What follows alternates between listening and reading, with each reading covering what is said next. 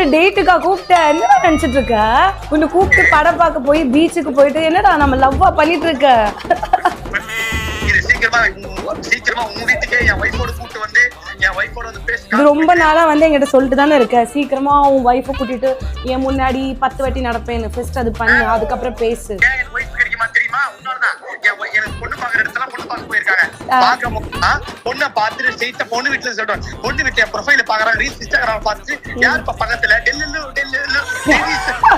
யாருப்பா அந்த பொண்ணு? இப்ப போற இடம் ஃபுல்லா உங்க போட்டோ உங்க ரீல்ஸ் யூடியூப் சேனல் எல்லாருக்கும் அதிர்ச்சிக்கும் கல்யாணம் தெரியுமா?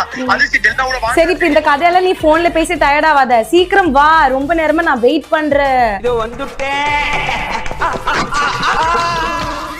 அதாவது மக்களே, ஏன்னா அவங்ககிட்ட சொல்லியிருந்த வீடியோ எடுப்பு அதிர்ச்சி அப்படின்ட்டு அவன் என்ன நினைச்சிருக்கா, ரீல் எடுக்கிறேன்னு நினைச்சிருக்க போல. பாவம், ரீல் எடுக்கிறதுக்கு அவனை நான் எதுக்கு இங்க வரைக்கும் கூப்பிடணும்? நாங்க எப்ப மீட் பண்றேன்னு அப்ப எடுத்தா போதும்ல.